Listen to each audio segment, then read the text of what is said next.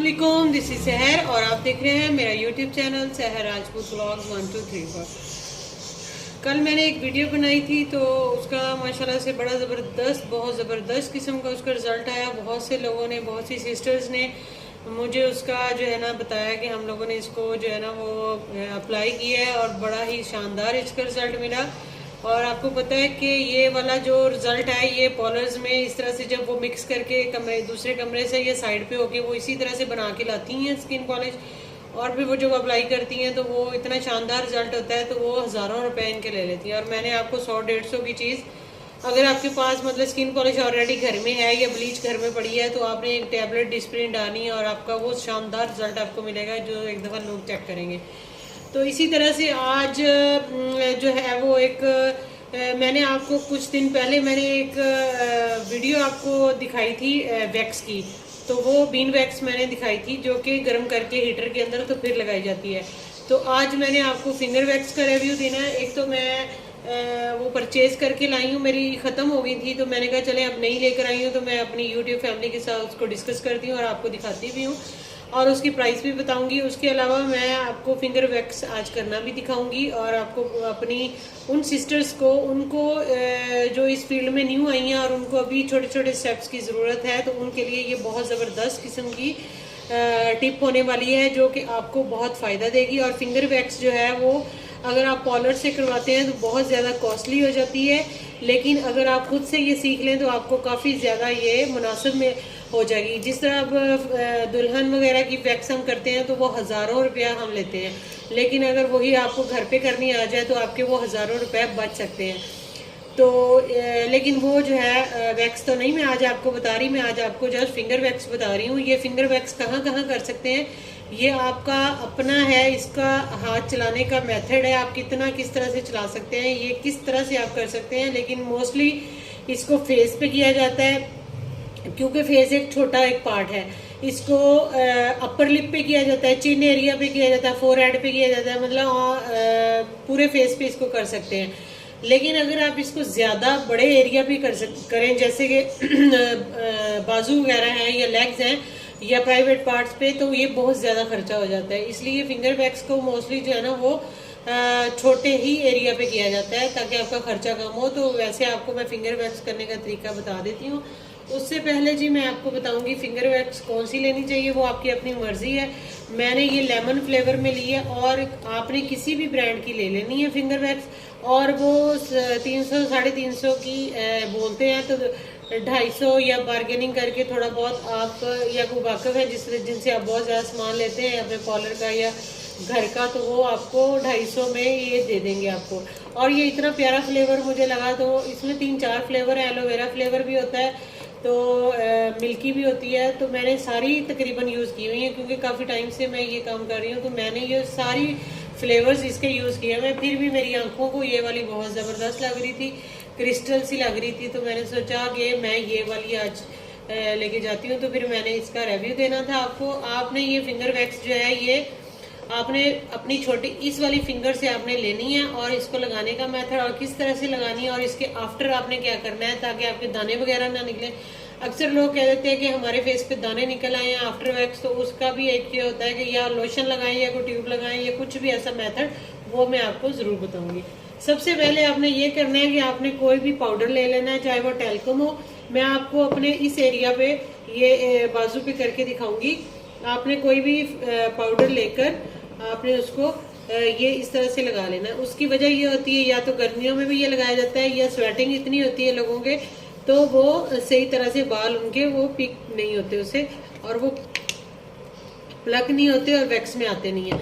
जब आपने इस तरह से पाउडर लगा लेना है तो आपने वैक्स को आराम से रिलैक्स होके आपने वैक्स करनी है। ये नहीं है कि जल्दी जल्दी कर दी है तो पागल हो गए, सारी वैक्स इधर उधर लगी। और ये फिंगर वैक्स जो होती है, फिंगर वैक्स बहुत थोड़ी अमाउंट में लेते हैं, ये ज़्यादा नहीं लेते। और इस तरह से आपने इसको करना है, ये नहीं कि निकाली और सारी वो लेसदार ऐसे जा रही, यहीं पे आपने पकड़ा ऐसे घुमाया और बस। ये मैंने इतनी सी ली है और इससे मैं आपको ये तरीका सिर्फ बता रही हूँ करने का। ये इसको आपने एयर टाइट रखना है, इसके अंदर हवा ना जाए वरना वो जल्दी एक्सपायर हो जाती है और वो रिजल्ट नहीं आता। ठीक है, ये भी ट्रिक जो है ना एक आपको मैंने टिप दे दी है। अब ये बाल जो है ना ये मेरे सीधे इस तरफ से नहीं, इस तरफ नहीं जा रहे, मेरे बाल ऐसे जा रहे हैं, तो मैंने उसी रुख पे जिस तरफ बालों की डायरेक्शन है उस तरफ आपने इसको ऐसे अप्लाई कर देना और उसके अपोजिट डायरेक्शन में वैक्स को हमेशा उतारते हैं। चाहे कोई भी वैक्स हो, हॉट वैक्स हो, कोल्ड वैक्स हो, या जो भी आपने वैक्स यूज करनी है वो बालों के साथ उस डायरेक्शन में जाना है और अपोजिट उसको खींच लेना है। अब ये मेरे बाल इस तरफ नहीं जा रहे बल्कि मेरे बाल इस तरफ डाउन जा रहे हैं, तो मैं ऐसे ही लगाऊंगी। ये देखें, ये आपने इस तरह से लगा लेनी है और आपने कोशिश करनी है, ये तो मैं आपको डेमो दे रही हूँ, इस तरह से आपने कोशिश करनी है नीचे से आपने इसको ऐसे टाइट पकड़ना है बाजू को, और फिर आपने, मैं तो इतना इसका अल्हम्दुलिल्लाह हो चुका है प्रैक्टिस कि मैं ये आराम से कर लेती हूँ, वरना लोग 2 फिंगर से भी कर देते हैं। प्रेशर आपने बहुत ज़्यादा रखना है अपनी फिंगर का। ये आपने पकड़ा, प्रेशर फुल आपका आपके बाजू पे होना चाहिए और इस तरह आपने उखेड़ दी। ये माशाल्लाह से ज़बरदस्त। और मुझे ये देखे माशाल्लाह से फील भी हो रहा है कि इसमें से बहुत ज़्यादा बाल उतर गए। ये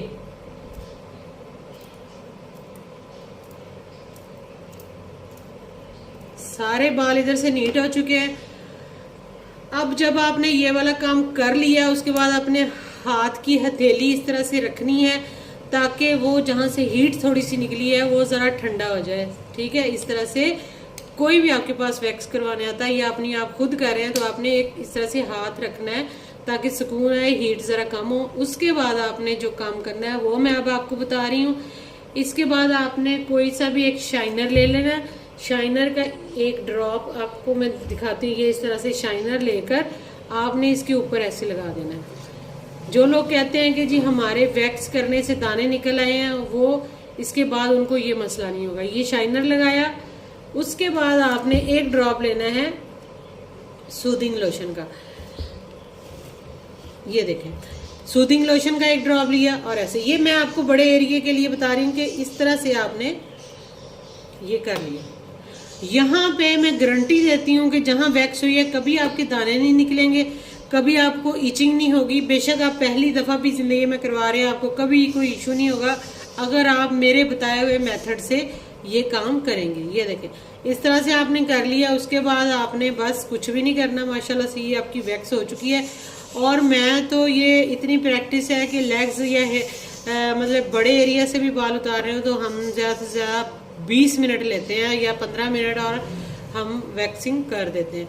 तो ये इस तरह से आपने करना है। कोई इचिंग नहीं होगी, कोई रेडनेस नहीं होगी, आपको आफ्टर वैक्स पिंपल्स वगैरह नहीं निकलेंगे इंशाल्लाह। ये 2 चीज़ें आप लगा लें। इसके अलावा आपको मेडिकेटेड लोशन या ट्यूब्स मिलती हैं, वो आपने ला के घर में रख लें। अगर कुछ ज़्यादा ही इशू है तो वो उससे भी आपको दाने वगैरह फिर नहीं निकलते।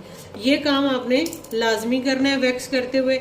उसके अलावा जी मुझे बहुत ज़्यादा रिक्वेस्ट आती है कि जी आप कॉलर का हमें थोड़ा सा सिखा दें, बेसिक जो है मेकअप करना सिखा दें।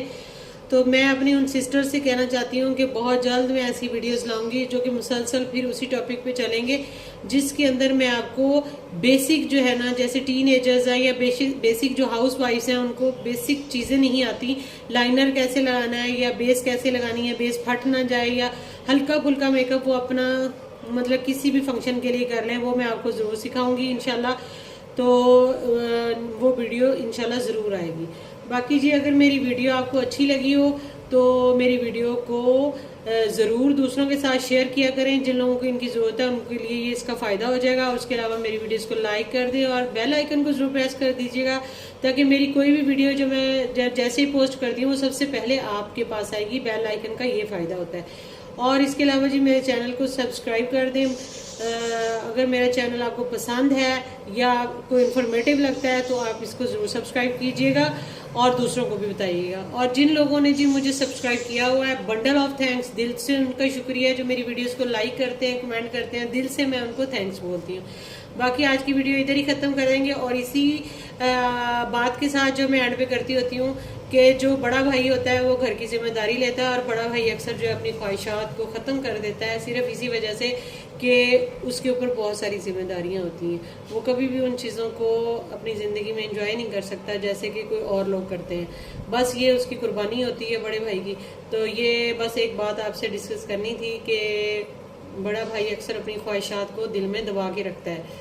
बाकी जी अल्लाह ताला आपको खुश रखे, आसानियाँ बांटने की तौफीक अता फरमाए। अल्लाह हाफिज़।